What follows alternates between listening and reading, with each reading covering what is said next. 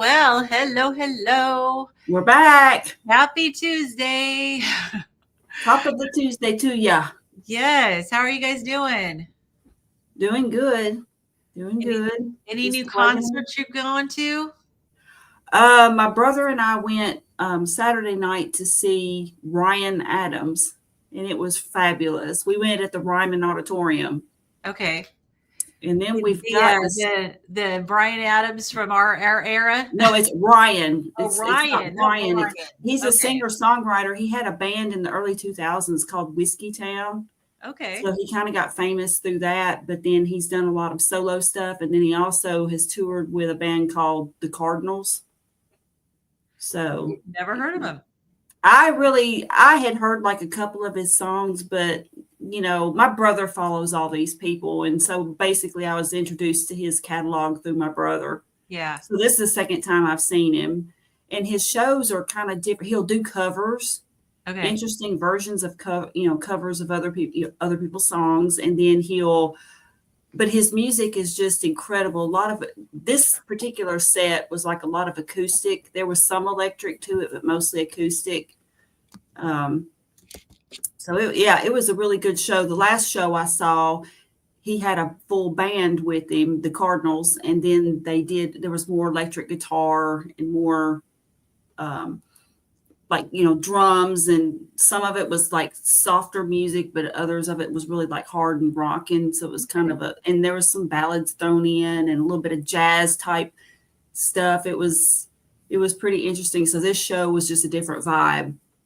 Cool. Well, I've never heard of him before. Yeah, you ought to look him up. I think you'd like it.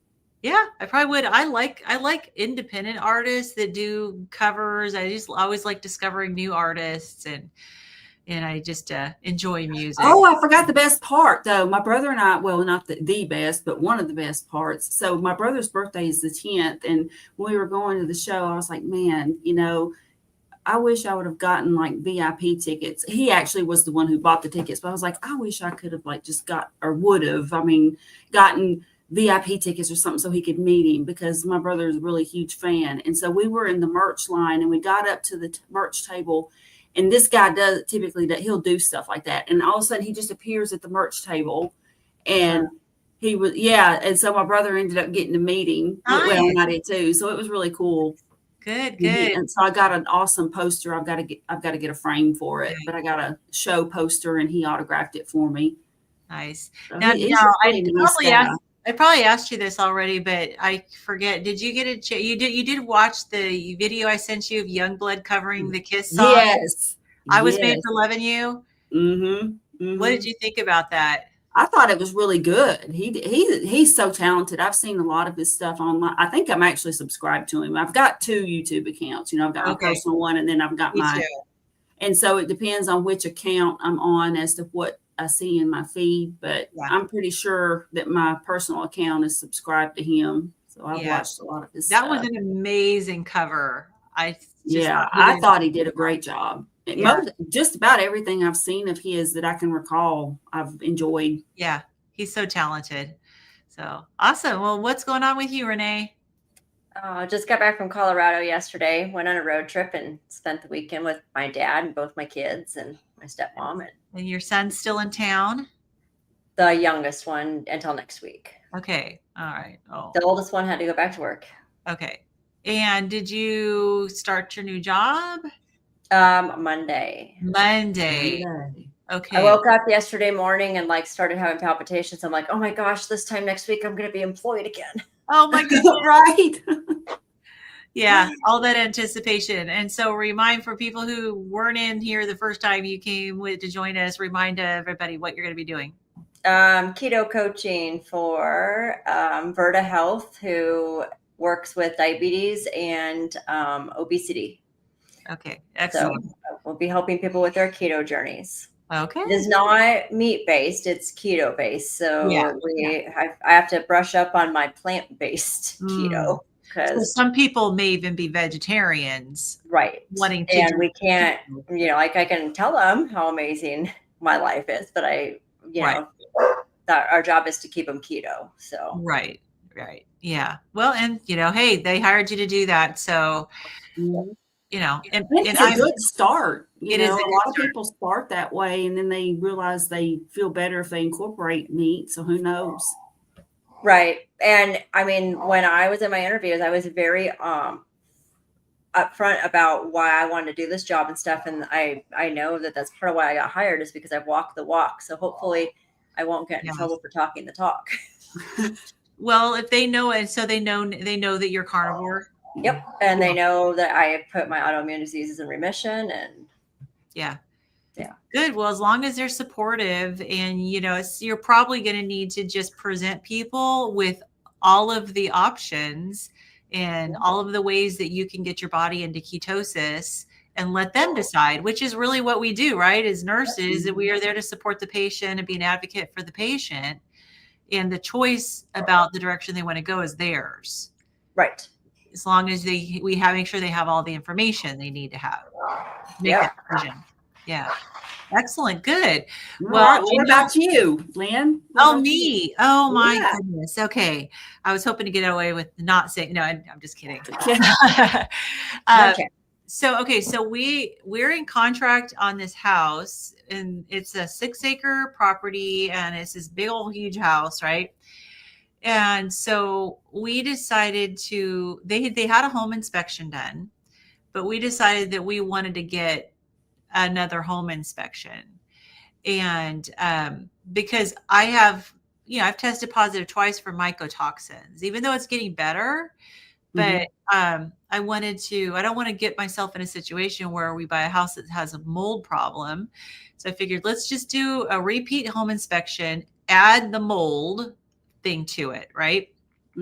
So Saturday, the home inspector was there. We were there with him for 6 hours. Wow. Very thorough, very thorough. And so we're getting the mold test back today, but he gave us like a 148-page report, and there were unfortunately quite a few things on it that the first home inspection didn't even note. Oh my. And so with recommendation for further inspection. So we're just going, okay, I hope we're not buying a money pit, but we're looking at it right now as, let's get the people out there to give us quotes and take that back and try to negotiate for, less, the price drop. And so that's what we're in the process of doing right now. And we've got a addendum into the contract to give us more time, because my biggest thing was, I don't want to list our house and get our house in contract, and then that falls through. Right. Because we can't come to terms with the owner on these things that need to be repaired. We're not asking him to repair them, because we know him. He's an older guy. They're ready to move, but we're willing to do it. Yeah. At least based on what we know now. I mean, if something else comes up that's like a deal breaker, that could happen, but we're willing to get the work done as long as we have the money coming back to us to do it. Yeah. So it's been a little bit stressful, because we were really hoping it was just be kind of a smooth sailing to go through.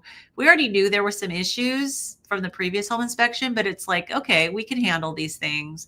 And we factored that into the price we offered, but now it's like, maybe a lot more than we thought. So. Still, that's exciting though. Gosh, that's one of my dreams, is to live on a little bit of acreage. Yeah. Yeah. And we're not afraid of fixing things. I mean, I flipped a house back in the earlier 2000s, mid 2000s. And so I've actually I was the owner contractor, and I got plans drawn up for a whole big master suite, addition to this house, because the house was built in the 1950s, and they didn't really build master suites then.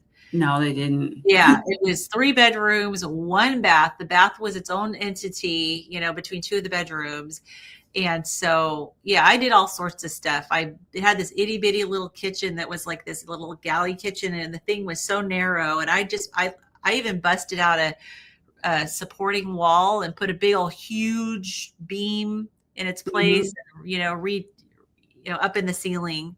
Redid the ceiling, and then I added a big, huge, beautiful master suite onto it. So Ooh. not afraid of that, of home improvement. But I want to know what we're walking into. That's It's a the thing. good thing you got that second inspection. Yes. So I would highly recommend to anybody who's buying a house that's not like really new. This house was built by the owner in 1985. Mm-hmm. And he did a good job, but I think he pretty much did everything himself. Yeah. And so I'm like extra diligent. I want to make sure that there were some funky things he did that makes me wonder, like, for example, so this house is over 5,200 square feet. Whoa. Oh my Wow. God. It That's has, big. yeah. And of course the top floor is a 2-bedroom, 1-bath apartment. So that's not going to be our living space. So you got to take that off of there. The master bedroom, he actually added on to where it's its own apartment. So there's Wow. it's basically 1-bedroom, 1-bath apartment with a whole kitchen, eating area, office, and so it's like the master suite that's fully like an apartment. So that's where Dave and I will be. And then, so there's 3 kitchens in this house. Oh, Okay. And there's one smallish water heater that apparently is expired its life, and it's in a walk-in closet of a room that should be a bedroom, but it's now called a reading room because it has this water heater in the closet. I Like, see. Yeah, because if it doesn't have a closet, it can't be a bedroom. why wouldn't you? And you can't use it as a closet if it's got a water heater in it. I looked up Washington state law. If it's got a water heater in it, it has to just be for the water heater. So you can't count that closet as a closet. And so it's like, why would you do that? Why would you got a huge 2,000 square foot garage shop that's bigger than a lot of people's houses? Mm-hmm. Why wouldn't you put the water heater in the garage? Wow. So I've got a plumber coming out to really look at that. We've got some other issues like that same room. That we can see, there is no like vent coming into the room. Oh. It's like, why not? The air come. Why is not there a vent? And upstairs in the apartment, there's 2 of the rooms, there's no vent. So we've got some work to do. I'm probably going to have to bring an HVAC person in too. Yeah. So that's what's going on with me. No, that's exciting though. Yep. So St. John says, where I'm from, houses built in the 1920s are $2 million. Yeah, that must be either California or New York. So yeah, I mean, they're expensive here in Washington too, but I don't live in Seattle. Like I don't live in the city. So we're looking at about $1.5 million for the 6 acres in this big old house. So it's not like it's Hawaii. Wow.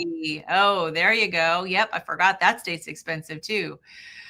So awesome. Well, before we get started, we actually started out with a question in the chat. So I hope that Zelda Faye is here.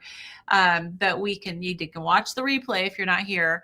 And we'll address that before we get started. So she says, I'm wondering why I react to lemons. Plus, you say you feel better. That's me taking vitamin C. So vitamin C itself in isolation is actually a natural antihistamine.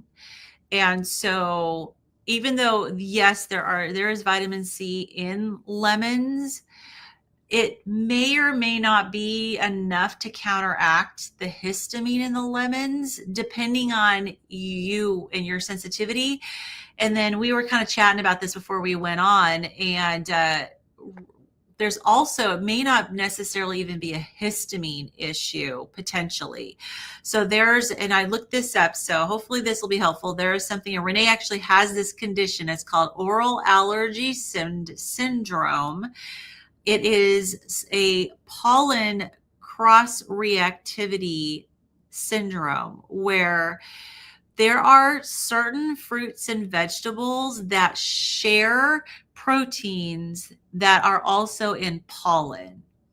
And so if you have an issue with pollen, you may have an issue with these particular fruits and vegetables too. So without knowing what sort of reaction you're having, it's hard to say if it's a histamine reaction or if it possibly could be this pollen cross reactivity reaction. But I would say if you're here, maybe give us a little more information. But vitamin C in isolation is an antihistamine. And so that's why I feel better on it. And I'm actually pretty tolerant of lemons now. I can handle them now. But if you can't, absolutely. If you want to possibly, want to have the antihistamine effects, just try the vitamin C by itself. So any other thoughts on that, Renee? No, but remember too that when we start getting rid of all that food noise in our bodies, sometimes we find out that we were never really supposed to eat something, that it always affected us. We just didn't know it because we had so much other congestion going on that you don't pay attention to it. Because I've discovered things that I used to eat my whole life that now I'm like, oh, and my husband, let's talk about garlic. He just decided he's been adding garlic back in. And yeah, he won't be eating garlic again. Right, right. Because it affected it. Like he had no idea. And he was a huge garlic eater up until we went carnivore. So, sometimes we just find out that we can't eat things anymore.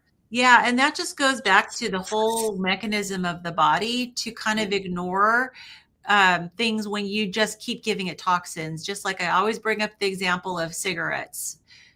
Somebody tries a cigarette for the first time and your body instantly rejects it by coughing and hacking. And it's like, get this out of me. But if you keep doing it, your body's going to just give up and you're not going to have that response anymore. So that's a perfect example of what our body will do. And so it may be that because we give it so much food that it doesn't really want, and it just kind of gives up, that once we've gotten it out of our system and add it back, it's like, oh, you're listening to me now. So I'm going to let you know.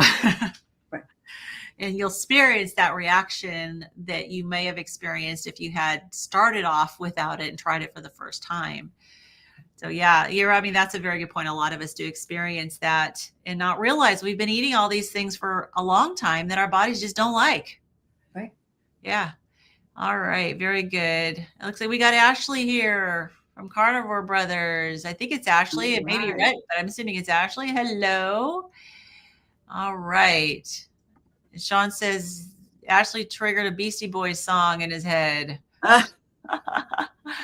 All right, good. Well, I'm glad we got a chance to catch up. I know we spend a lot of time chatting and not getting into our keto study club, but we want to at least get to it a little bit. So for those of you who are brand new, we are studying this book. We're going through this textbook, and this is a medical textbook.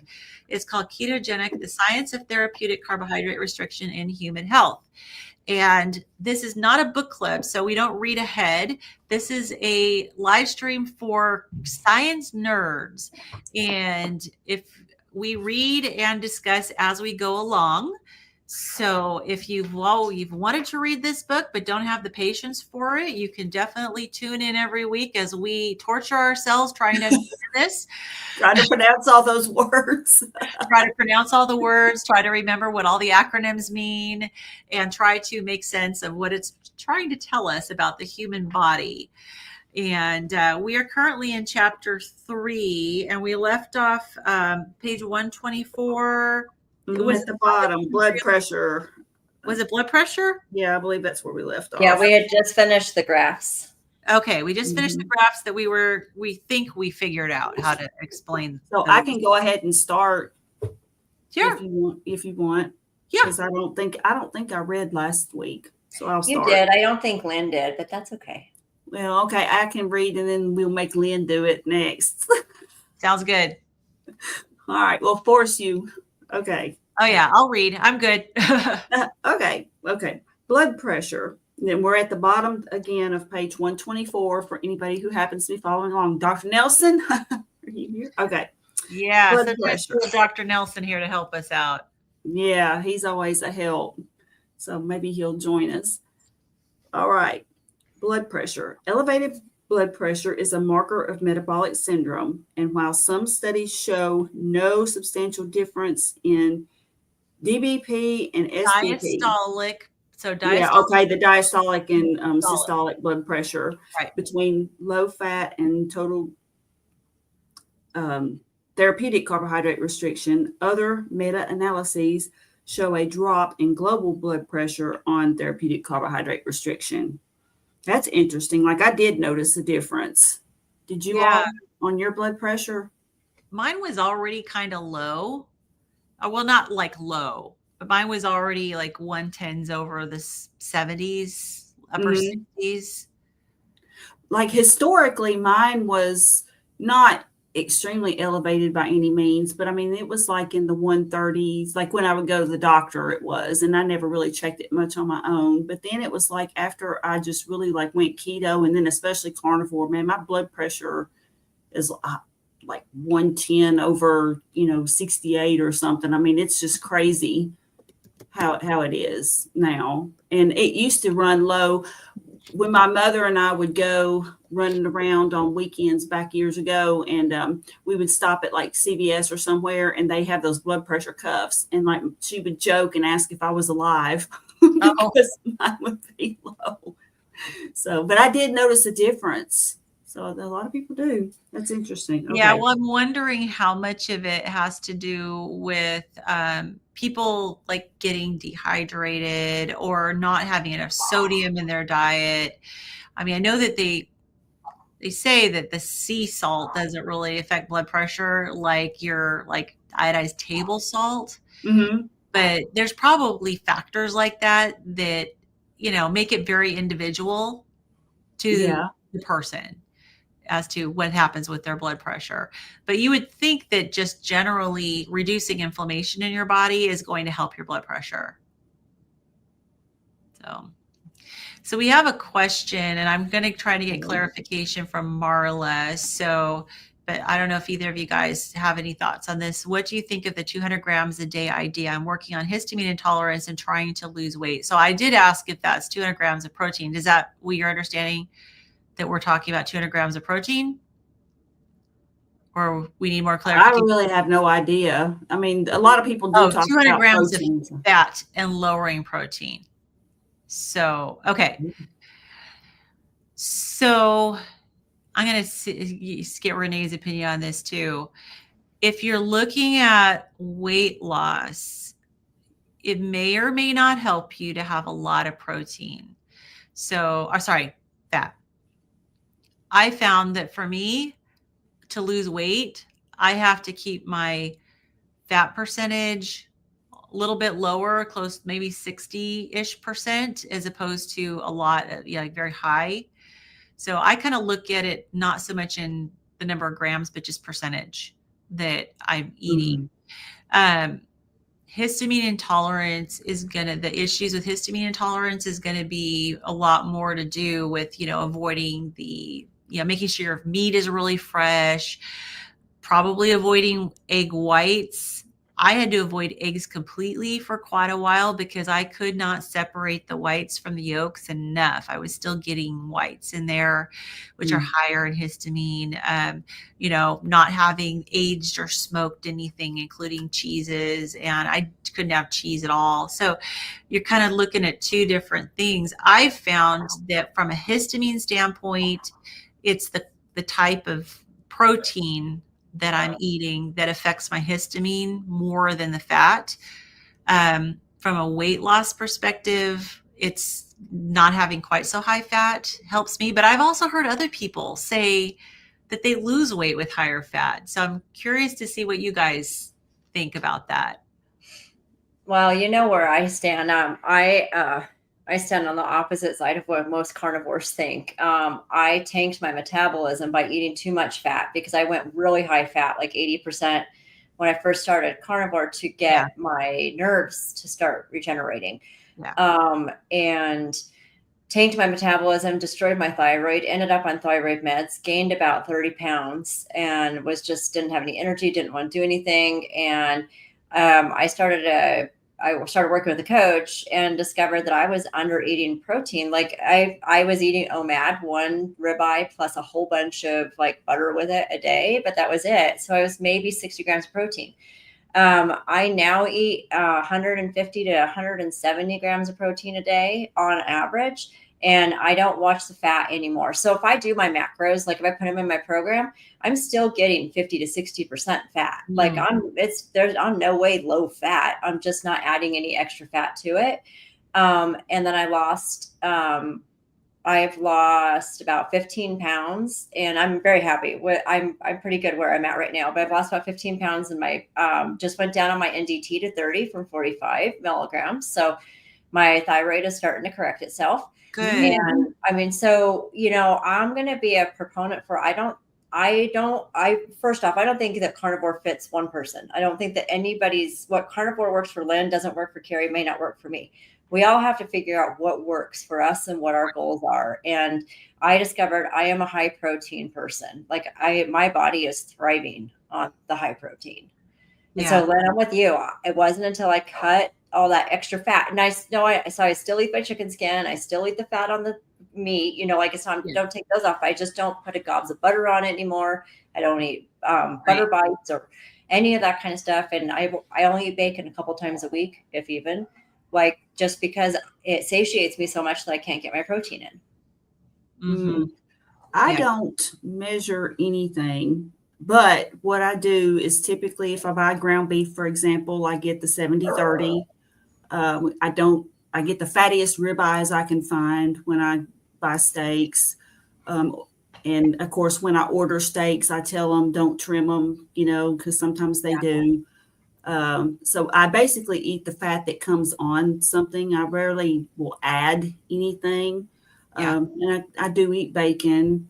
And I eat the whole egg, but I don't eat eggs like all the time. Like I'll go through an egg kick where I eat like a ton of eggs for like 2 weeks.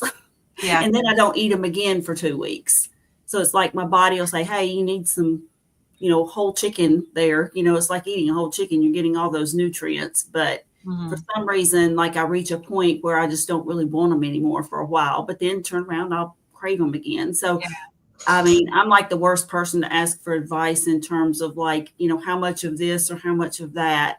I just pretty much eat whatever it comes, like whatever fat is on it. And just with the goal of getting the fattiest cut of meat or whatever. Right. But I think that you're touching on something that I think we could all agree on. And that is maybe not at the beginning, but eventually you can become very intuitive with your eating. And that will be helpful as you learn to really just be in tune with your own body and how you feel. Because Renee's right, it is not a one size fits all. We all have our own health issues. We all have our own, needs. And even though they're very similar, you may need to adjust differently. So I don't think any of us ever, like there are carnivores out there that are really hardcore, that are like, you got to eat this and this quantity and this ratio and this everything. And we just haven't found that works for everybody, No, I mean, it's a proper human diet for a reason. And we all evolved. We have different genetics and different ethnic backgrounds and that kind of thing. Even like you have your Nordic countries versus, the more, like Western European countries, and you have Eastern European. So there's all different types of foods. Then you have Mediterranean, you have, cultures where they ate more seafood, whereas some cultures never had seafood a day in their lives. So there's just so many factors involved in just our genetics and our heritage and that kind of thing of what your people were historically accustomed to eating. So there's many versions of a proper human diet. Right. No, I agree. Okay. So Sean says bacon and cheese were messing with me for a while with histamines. Yeah. And bacon and cheese. It's sad because they're two of the most amazing foods. They are. But yeah, if you got histamine issues, you may need to back off or possibly eliminate them for a while. And now I can eat bacon now. I just have to not have too much. Zelda says, thanks, Lynn. Very helpful. I don't have pollen issues. Good. I was trying vitamin C after Dr. Sarah Myhill's suggestion on empty stomach, then didn't understand the issue. So that could be the acidity on an empty stomach. I have actually had that. The vitamin C Yeah, vitamin C possibly. I don't know if you'd have issues. You may have an issue She was talking about the lemon on an empty on an stomach, empty I stomach. thought. Yeah. Yeah, I mean, so possibly just on an empty stomach could be a problem. But she said she didn't get a reaction, just anxious. I was raising histamine from confusion. And I just, with that said, lemon, yes, does have histamine and more than a lot of foods, but there are also a lot of other foods that have even more histamine issues than lemon. So even lime has more of a histamine issue than lemon does. So it's just Oh, really wow. gauging I didn't know that. yourself. Yeah, gauging it for yourself. And if you have histamine issues, not everybody does, but if you have histamine Mhm. issues, then you may not be able to handle it as well as someone who doesn't have a histamine issue. And she said that Dr. Myhill interview on Dave Mack channel is very interesting. Recommended. Cool. Awesome. Oh, yeah.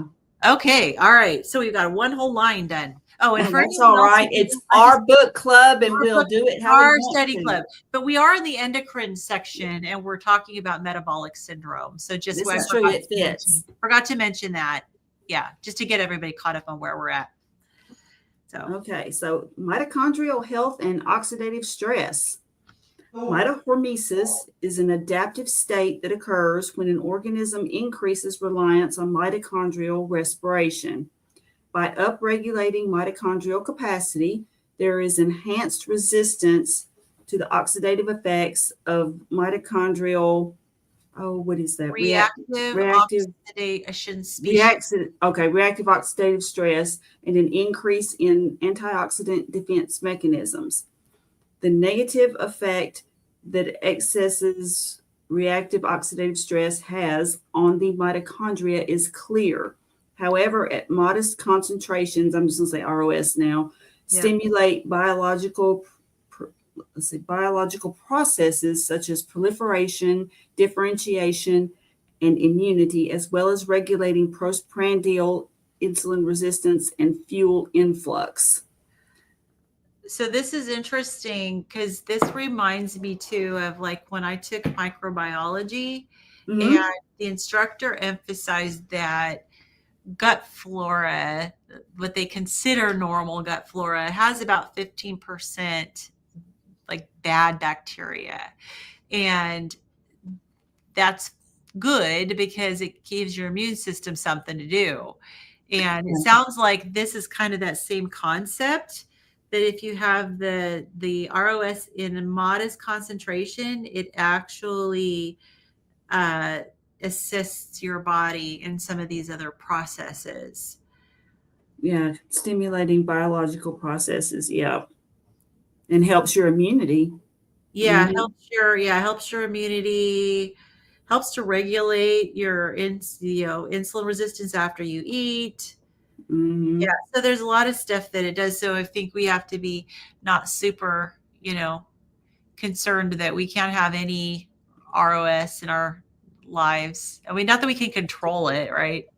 Well, yeah, that's true. But it's just normal. It's normal to have some of this. It's just one extra. Like this kind of goes back to your body naturally is going to do things like produce its own glucose. It's going to have host bad bacteria that could hurt you if they get out of balance. And then the ROS is going to be there in a decent quantity as long as you're not overdoing it with your things that are creating toxicity to your body. So we're designed to handle stuff. Yeah, and actually, I think probably if you don't, like for example, like kids that don't play in the dirt and stuff, for example, it's been shown, like when they're little, it's shown that they get sick easier. They typically get sick easier. So it's like you build up immunity and the ability to just handle more. Did you guys ever see the comedy, that George Carlin comedy act where he talked about how they used to swim in the river in Hudson River in New Jersey, and it was full of sewage, and they all never got as kids, and they never got sick. They never got sick. Kids used to be tough, man. They used to be really tough. Yeah, I mean, they used to call them free range kids. Well, now they call them free range kids. Back then, that was just how it was. That was all of us. Yeah, that was Yeah, how that it used to be was. all of us. I have a question from Sean. I'm looking this up for you about, is there a section on fibromyalgia in the book you're studying? Okay, your aunt suffers from it. She needs a lot of convincing to do such a strict diet. Wants double-blind studies. Yeah, I definitely wouldn't discount. There's no good.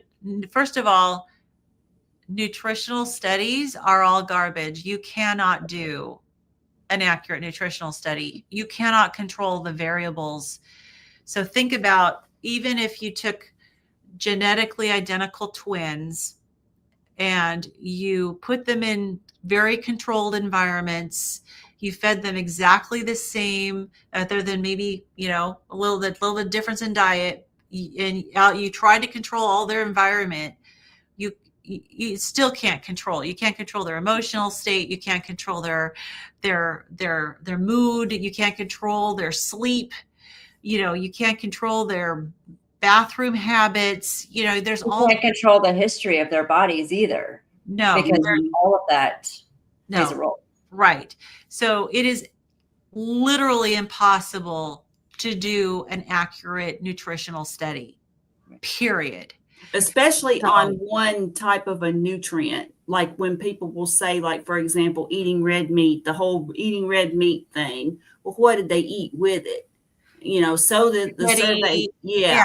and beer, and people who go against dietary recommendations also usually drink and smoke and do drugs, and they're eating their meat, they're eating it as lasagna and pizza and hamburgers. So that would be the first thing, is that understanding that there is not a single valid nutritional study out there. So what you really need to do is look at people who have tried the different diets. You may find people who say, on a vegetarian diet, my fibromyalgia got a whole lot better.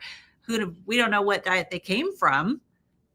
They might have come from eating a bunch of garbage food, and sure, get that out of your diet. You're going to feel better. I was diagnosed with fibromyalgia on carnivore. My pain's gone. There's a lot of people who have experienced that, and I don't think you can discount. And Renee and I are nurses, and so we understand the whole thing about evidence-based medicine, and that we're supposed to use evidence-based medicine and randomized double-blind clinical trials and meta-analysis. So we know that that's what the push is, and I think more and more in, especially nutritional science, it's hopefully the word's getting out there that you cannot rely on those studies. It's I people's think it is. stories. It's hearing how people are healing and finding, it's that. I mean, that's what Dave Mack is doing. Speaking of Dave Mack, he's Mhm. putting it out there, interviewing thousands and thousands of people and saying, hey, look, you can look him up and find a disease, almost every disease he's interviewed that's gotten better on carnivore. Yeah. So Yeah, and the best thing to do is to just try it yourself. And we've 90 days. not Yep. just try 90 days. Okay, we've all been carnivore for quite a while now, and we're living and Mhm. thriving. So it's not going to hurt even if you try 30 days. My pain went away by day 3. So, 3 weeks. And yeah, I was suicidal from my pain. yeah. I So, mean, you can't argue with results like that. And the thing is, when you get results, then it feeds on itself and it makes you become more disciplined. So if you feel like, for me, it was just feeling better. I just feel so good when right. I eat this way. And when you know, I'm not perfect, nobody is, but I mean, when I am strict with myself and actually follow protocol, I notice a difference just in my mental state, in my energy levels, everything. Yeah. And, on the rare occasions I will indulge in, I know now which treats I can indulge in a small amount, like on my birthday or something, versus, so I don't eat bread or pasta ever. Yeah. I don't eat those things because I know that they will mess me up bad, for example. So my rules are no sugar, no seed oils, and no grains. So now I generally eat just meat all the time. On an occasion, I might have like some asparagus, possibly, but overall, usually it's just a big slab of meat, and usually, depending on the restaurant, it's a steak. I mean, a big steak. That's what I'll eat Yeah. for my But, meal. you may not necessarily be like believe one person, but when you got like Dave Mack, his channel, and you got person after person after person that is experiencing healing.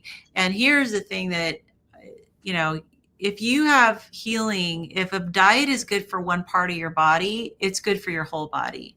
You don't have each organ needing a different diet. That Right. doesn't work that way. You know, if it's good for one thing, it's good for everything, you know. Hmm. And Hmm. so trying it, listen to the stories, but then try it. I mean, you don't know how many people will like, okay, I'm going to try a vegetarian diet, and you don't have anybody going after them like, why on earth would you do that? Right? Right. You can try a carnivore diet. You're going to feel a lot better. So, and also, Dr. Chafee's lecture on the plants are trying to kill you, even though it's an alarming title, it's very Hmm. informative. I don't know. I mean, Renee, in nursing school, I'm sure you never were taught that there were anti-nutrients and toxins in plants. No, I actually didn't know that until Dr. Chafee told me. I didn't And either. it's funny, if you take botany, you learn that. Yeah, that it's their You defense. learn it. I took botany in my early 20s, and I didn't remember that part. And sometimes it takes someone actually telling you outright in order for you to make that connection. It's like, oh, Mhm. yeah, that's right. Yeah, because these are plants that we're eating. When you say, I don't know, I think sometimes when people think of botany and plants, they think of flowers and, maybe other things that, Yeah, plants that grow, greenery, shrubs, right. trees. Things you They don't eat. don't, yeah, they don't think about that, hey, these rules apply to other plants that we Right. happen to eat too. Right. Right. It's a defense mechanism for Yep. all plants. Unless you know one that can run or fight back, which may be a Venus flytrap, but still can't run. But good. So he said he sent her Dr. Dave's page. Well, you can only do what you can do, right? And just recommend you try it, even if it's for 30 days. 90 days would be better. And the word about carnivore is getting out. I was talking Yeah. to, it's my daughter's great uncle on her dad's side, and he discovered carnivore, and I hadn't seen him in a long time, but we went and visited Cassandra's great aunt, and but anyway, we saw him, and he was just extolling the virtues of carnivore, and I was just like, wow, that's incredible. Mhm. It's just like when you get to talking to people, and like I was in line to vote and ended up talking to a guy and found out he was carnivore. So I mean, a Yeah, lot there's of a lot people more. and he'd been carnivore for several years. Yeah. So yeah, and this relative, he's been carnivore, I think he said like 6 months, and he's lost 40 pounds and That's feels great. great. He doesn't need insulin anymore. I I mean, love it. he looked good, and so I was just like that, this is incredible. So I really hope that the trend is starting to, I think it's starting to shift. Just, it's starting to get kind of noticeable, because you just run into these people just randomly.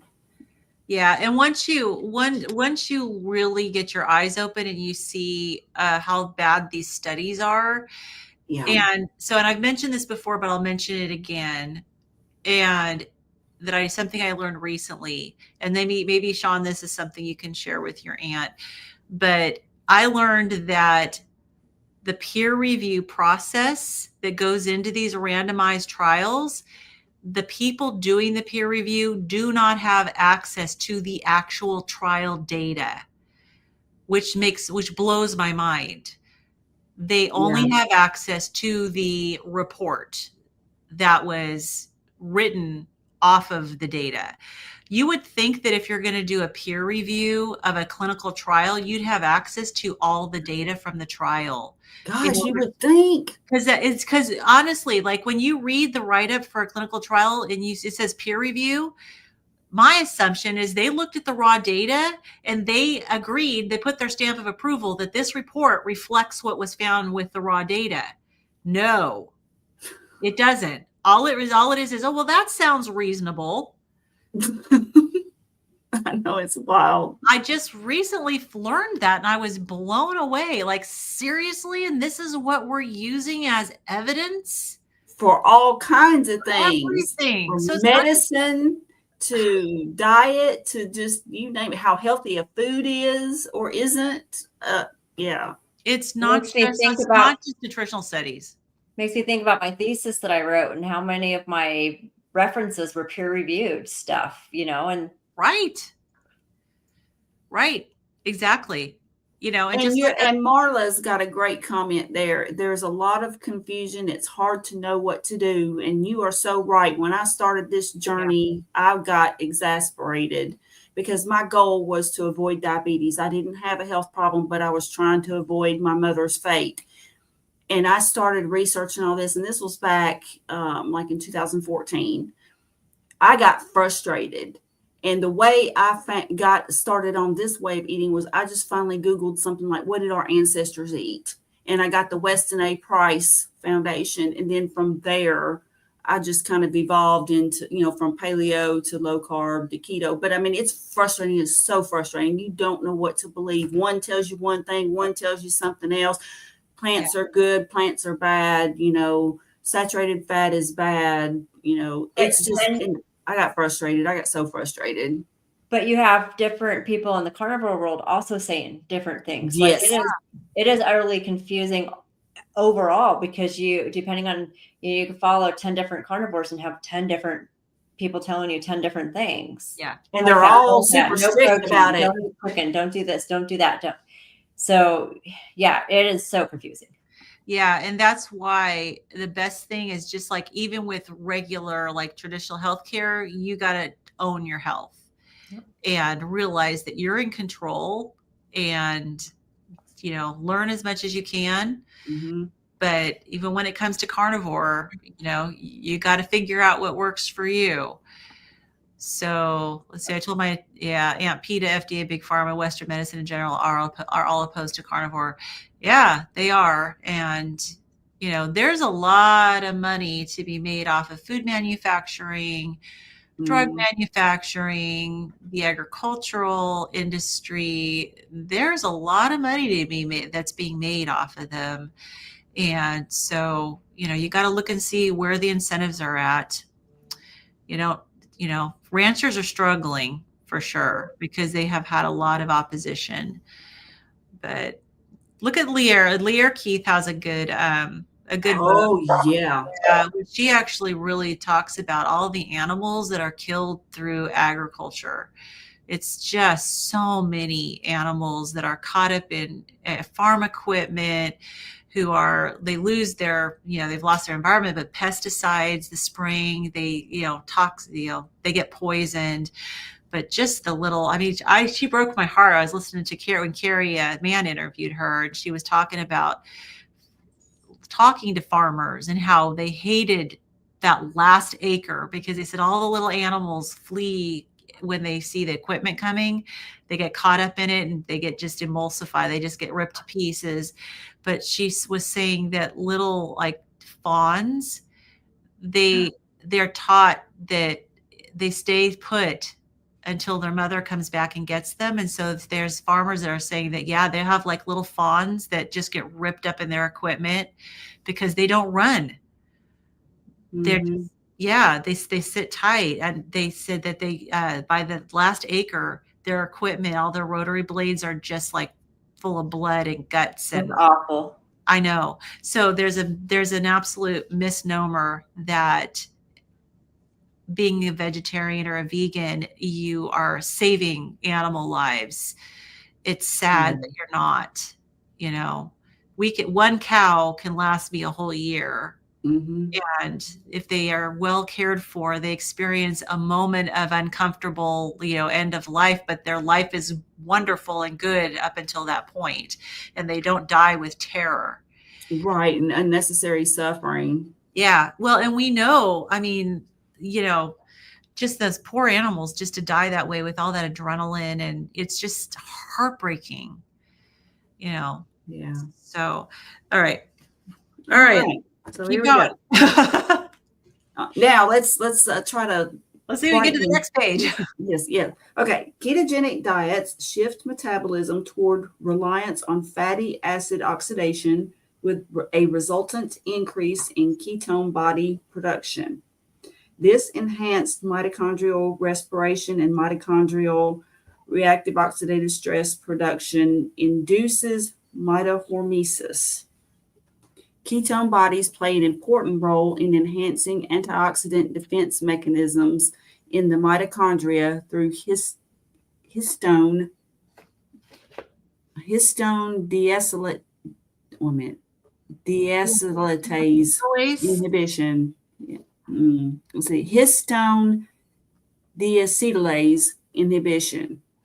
This important role of BHB provides antioxidant defense protection in the cardiomyocytes of the heart, as well as neuronal and anti-seizure effects. And I've heard Dr. Berry talk about this, that your heart first ketones, basically.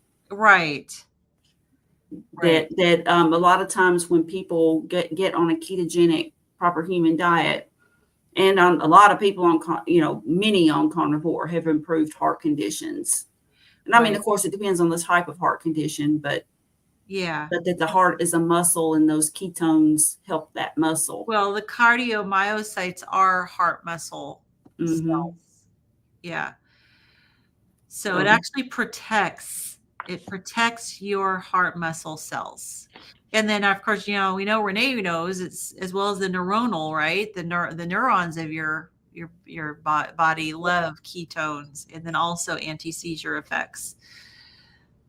Yeah, and people with multiple sclerosis, I've heard some amazing stories, like by watching Dave's channel and others, where people, their myelin sheath is healed. They'll do the brain scans and like the lesions are gone, and it's just incredible. So, well, I'm proof that the myelin sheaths can heal, because that's what my disease does. Is it attacks all the myelin sheaths in my arms and legs.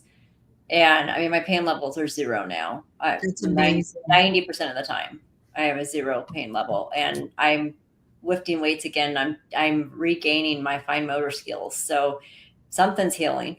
That's pretty amazing. I know. Really, when you think about it, it sounds miraculous, but the human body is amazing when it gets the correct fuel, for lack of a better term. But I'm just so happy for you.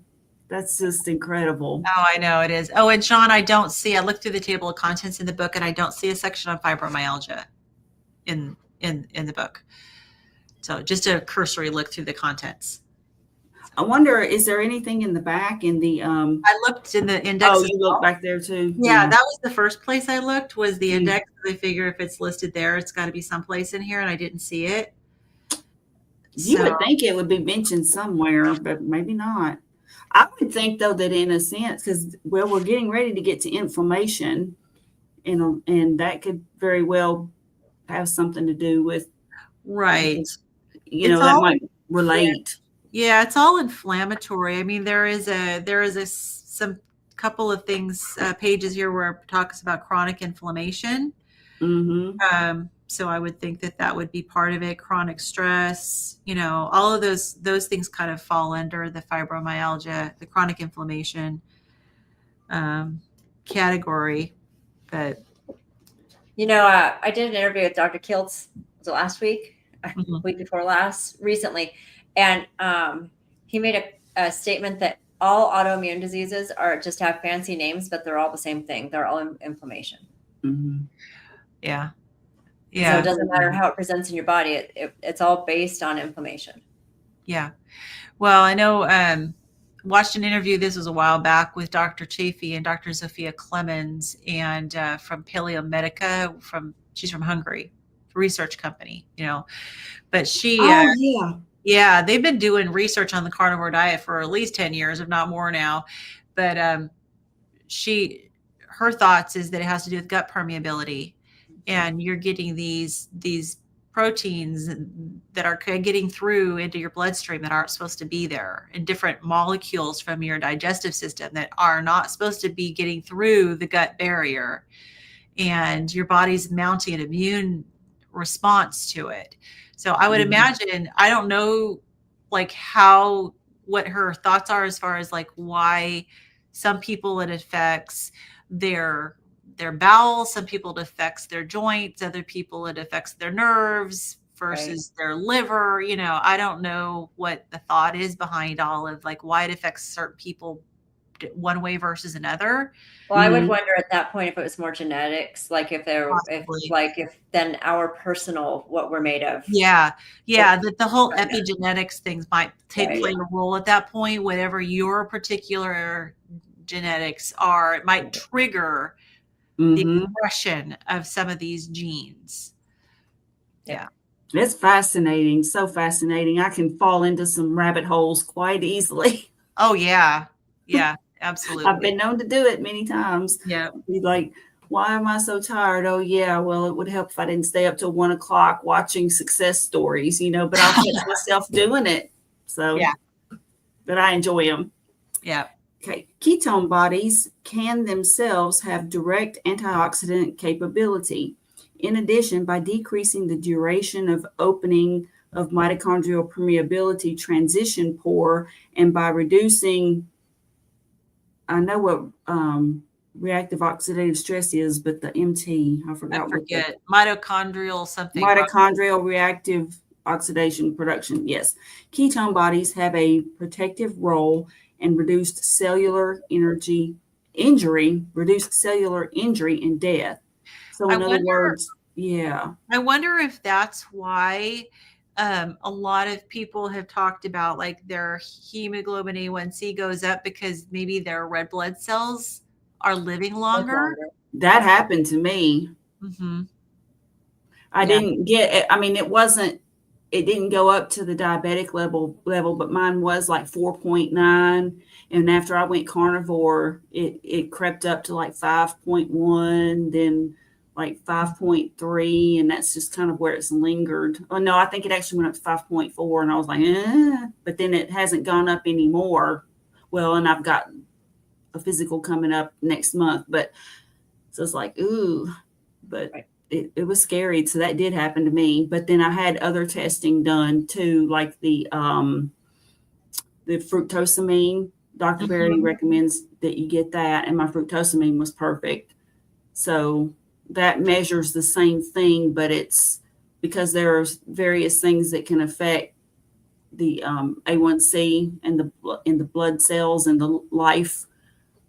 You can't Right. sometimes, like it, for example, if you're an alcoholic, that affects it because it makes your A1C look better than it really is. And then, so there's other like illnesses that can affect it too.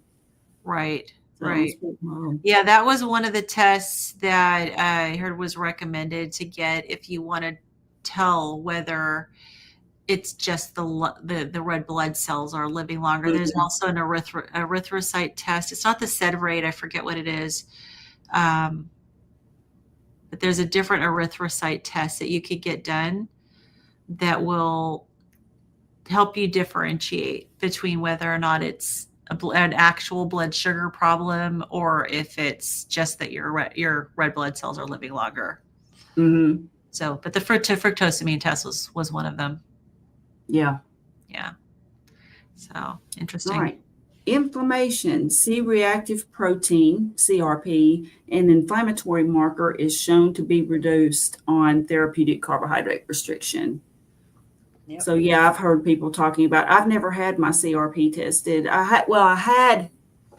There's a reactive CRP, and then there's another one, and I can't remember which one it is that's preferred. But the one I had tested was fine, but it wasn't the preferred one. A lot of times they do a CRP, a cardiac CRP. Yeah.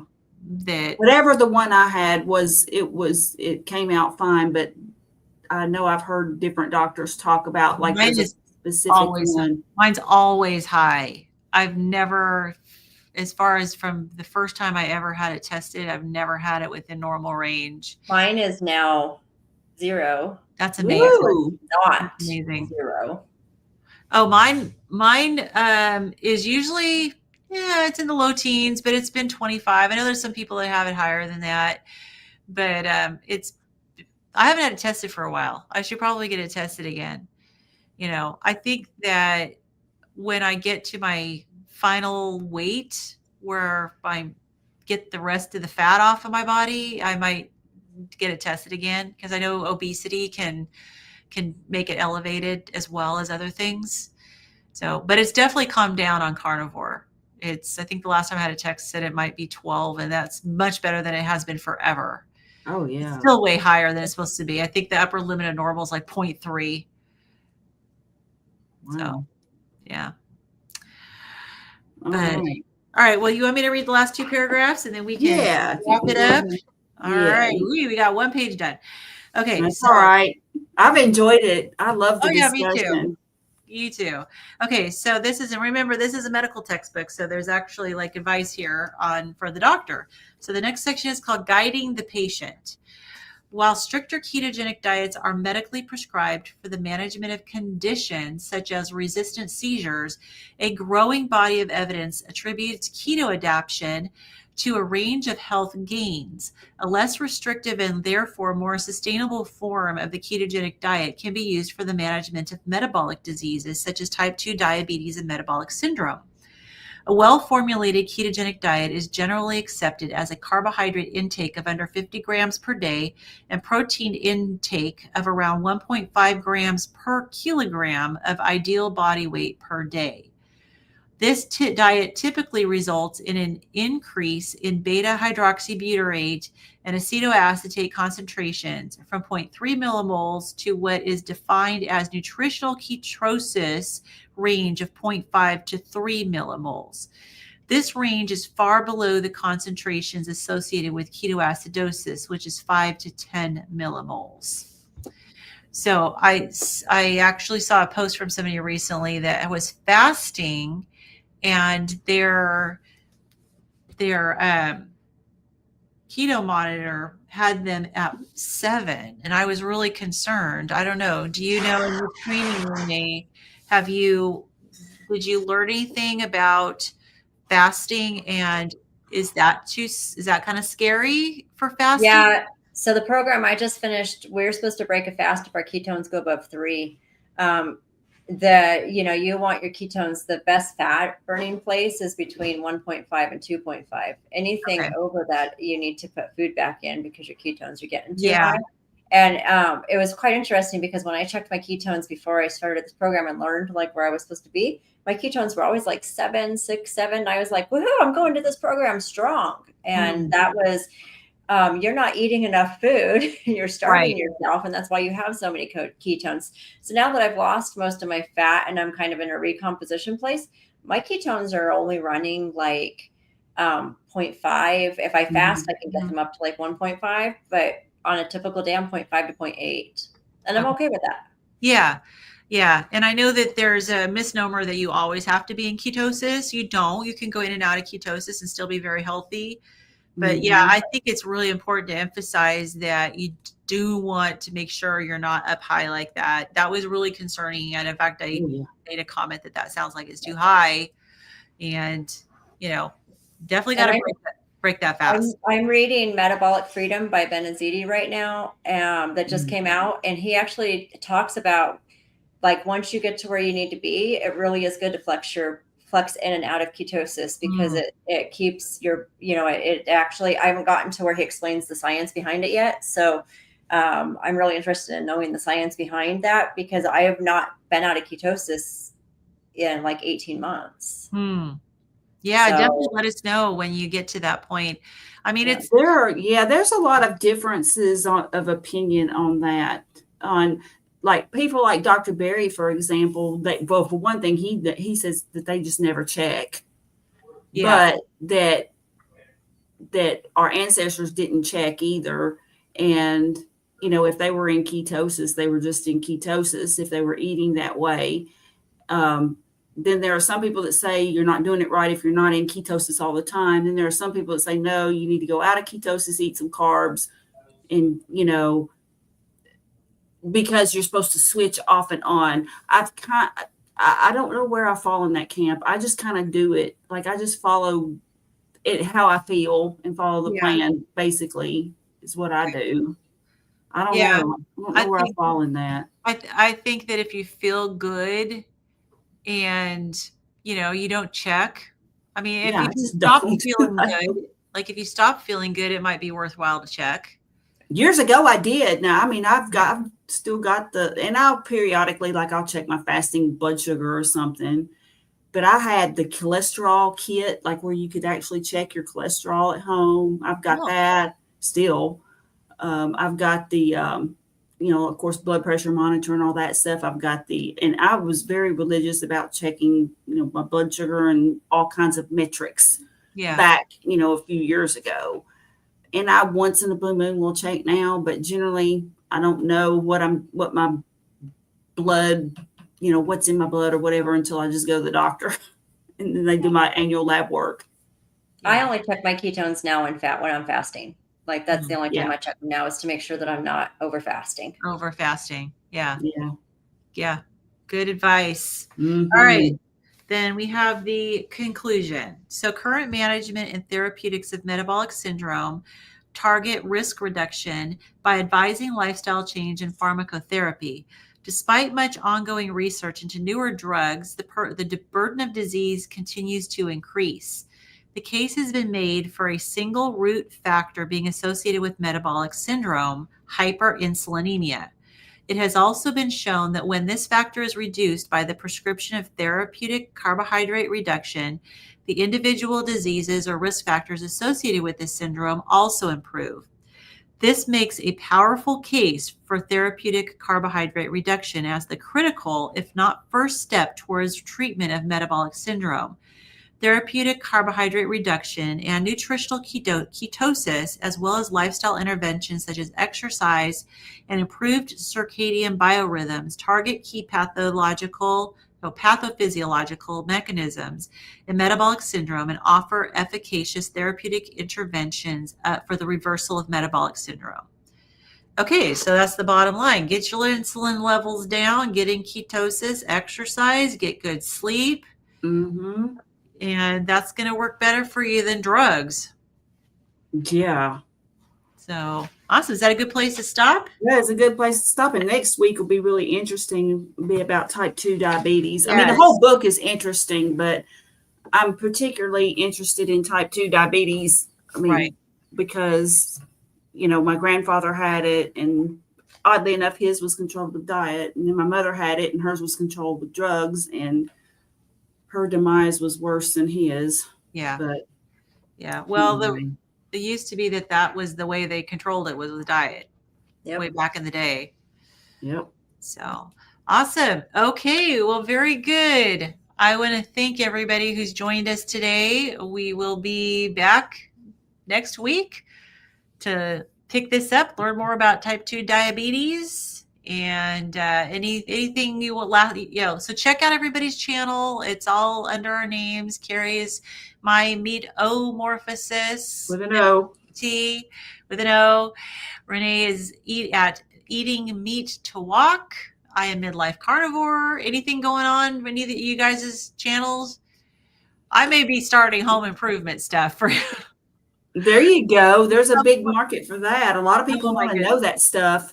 It's I going to be don't a have anything comedy. special going on. I will have some lab work coming up, just for my annual physical. And if I find anything interesting there, I'll, do a video and post it. Yeah.